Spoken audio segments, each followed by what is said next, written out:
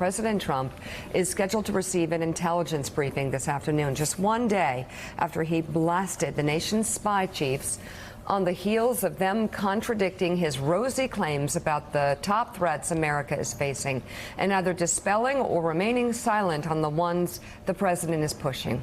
On Wednesday, Trump tweeted, "The intelligence people seem to be extremely passive and naive when it comes to the dangers of Iran." Oh my God. Because I'm just wondering, Admiral, have you ever heard anybody in all of your years of knowing Gina Haspel accusing her of being passive or naive? No. Have you ever? No. I will give anybody inside the CIA $1,000 for evidence of her being attacked for being passive and naive. Not at all. And let's think back to her confirmation hearings.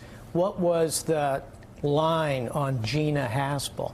It was aggressive, smart, lethal. She is a CIA operative, a CIA officer, and she represents that community. And another whole aspect of this is the message this is sending to the people on all of those teams, all the way down to the most junior recruits walking into Langley, the midshipmen walking into Annapolis. As Richard said, textbook. This is your job. Speak truth to power. Right. And you know who else liked Gina? Who's that? The president. About 6 months ago. Take a look. I can only say that I do have confidence in our intelligence agencies as currently constituted. I think that Dan Coats is excellent. I think that Gina is excellent. I think we have excellent people in the agencies. And when they tell me something, it means a lot. Do you think any intelligence agencies, U.S. intelligence agencies, are out to get you? Well, certainly in the past, it's been terrible. You look at Brennan, you look at Clapper, you look at Hayden, you look at Comey, you look at McCabe, you look at Strzok and his lover, Lisa Page. You look at other people in the FBI that have been fired, that are no longer there. Certainly, I can't have any confidence in the past, but I can have a lot of confidence in the present and the future, because it's getting to be now where we're putting our people in. Just a regular reminder to our regular viewers, that is not a parody from Comedy Central. That was an actual interview with the President of the United States. Richard, I want to go back. Gina Haspel, let's go. He's calling her passive and naive. Again, following up on what the Admiral said, the big knock against her from her critics was that she was not passive or naive, that she was too aggressive. She was too lethal. She had too clear-eyed a view of the world and would do what it took to keep Americans safe. And now the president is attacking her for being passive and naive, which again would be like attacking him for measuring his words too carefully. I know her. She is about as apolitical as you can find. If you called Central Casting and you said, get me a career civil servant who's just going to, Sergeant Joe Friday, just going to give you the facts, as in this case, she sees them, and it's just going to be straight. That's what Gina Haspel would be. Let me say, Joe, if you couple the president's tweet on Iran, where he talked about Iran as testing rockets, he used that word, and is getting very close to the edge. And you put that against the backdrop of what his national security advisor has been saying, the speeches his Secretary of State have been saying, I actually think there's a decent chance we're going to look back on this moment and we're going to say, hold it, the drums were beating. And I think you're beginning to see already a context where Israel is attacking Iranian forces on a regular basis in Syria. Saudi Arabia is having a proxy war with Iran and Yemen.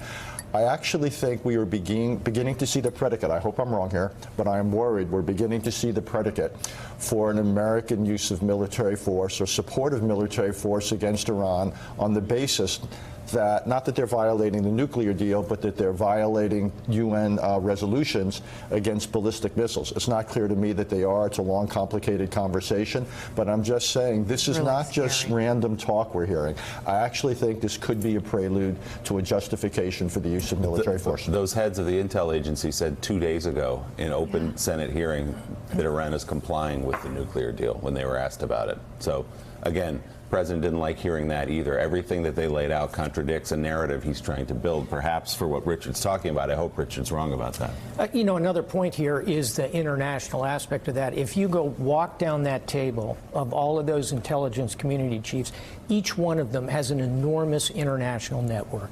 Each one of them has grown up with the intelligence services of all of our allies, partners, and friends, and opposing our enemies. And so that message, that ripple effect that goes out after a moment like this is profound. And I think I'm going to be with Richard on this one, that could be the beginning of a very roiled set of waters. Well, and the thing is, there were several people up there, I'm sure like me, that were not fans of the Iran deal. No. I thought it was a bad idea. It's not about that. From the very beginning, you thought it was a bad idea.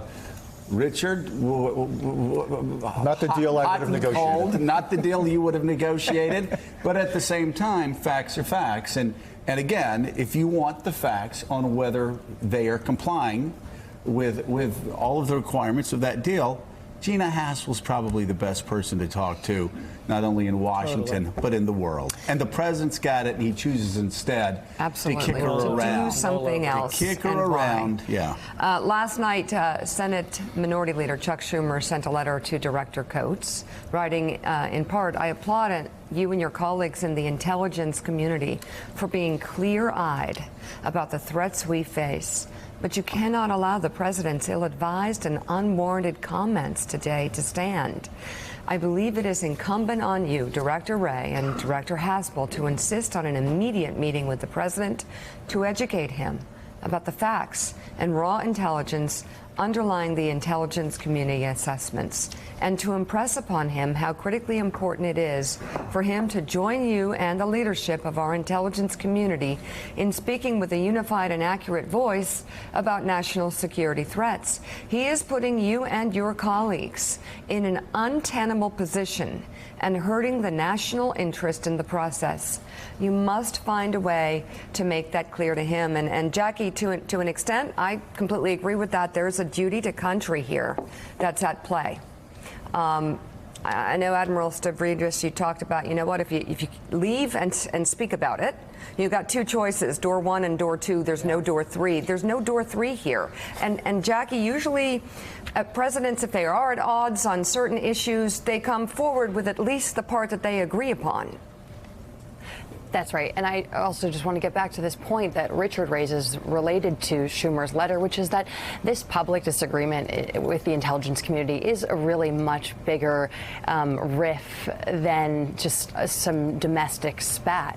You know, while this has been going on this week, while the president's been angry tweeting from the West Wing, there's been a slew of news about Putin's posturing back to Cold War style, era,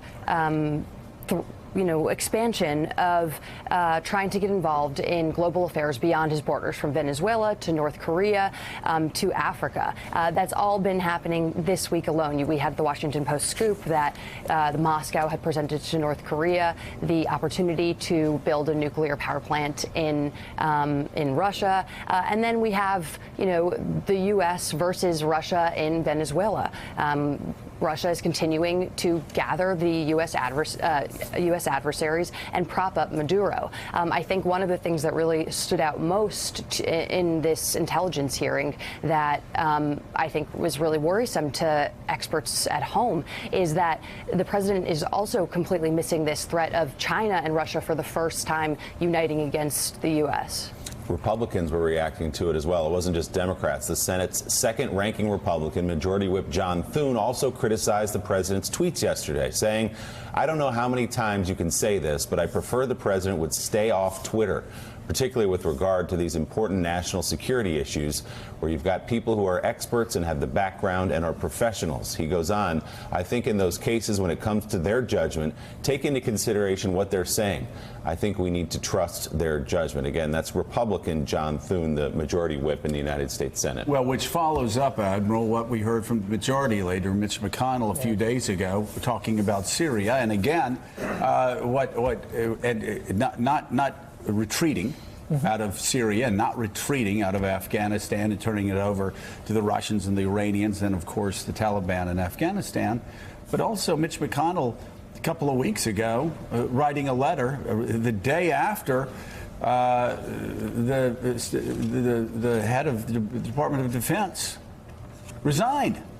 And General Mattis said, I'm resigning because I disagree with you and your policy of retreat, which will empower the Iranians and the Russians and ISIS. Then Mitch McConnell wrote a letter the next day going, you need to appoint somebody else just like him. Like these Republicans, they're a little slow on the take on a lot of things, but it's taken them about 2 years. But I will say they are starting to speak out on foreign policy matters that they really, really need to influence the president on. Absolutely. And as the saying goes, facts are stubborn things. And that's what we saw yesterday. And even amidst all of the political back and forth in Washington, we're starting to see the most senior leaders observe the fact that facts are stubborn things. And by the way, on one thing we haven't really hit on, I think, enough is the Islamic State. It is not defeated, and it's not only testimony we're seeing. They blew up a cathedral in the Philippines a couple of days ago. They killed Americans in Syria. This, walking away from that would be like walking away from a forest fire that's still smoldering. Mitch McConnell gets that. Lindsey Graham gets that. The Republicans get it because facts matter. The other area where we're seeing facts matter, and the president's been using his tweets to mock the facts, is climate change. Yeah. You know, against the backdrop of the cold weather, I expect we'll talk about at some point. People dying. But this is serious, and this will ultimately be, I actually think, strategically, something that will have enormous impact on the quality of life in this country and around the world. And to continue to mock it, given the strategic, the human, the economic consequences, this is going to happen. This will not look good when a lot of the people who are now supporting him, they and their children and their children's children pay this outsized price for the United States as simply being missing in action on the climate change issue. These mocking tweets will not look so good. Here's McConnell's quote from 2 days ago to what the Admiral was saying, talking obviously to the president, is Mitch McConnell. Simply put, it's tempting to retreat to the comfort and security of our shores, but there's still a great deal of work to be done. We know that left untended, these conflicts will reverberate in our own cities. That's a directive at the president. Bang. Talking about Syria. Yep. Bang, the jungle grows back, as Robert Kagan has said. That's one way of putting it. Thanks for checking out MSNBC on YouTube, and make sure you subscribe to stay up to date on the day's biggest stories. And you can click on any of the videos around us to watch more from Morning Joe and MSNBC. Thanks so much for watching.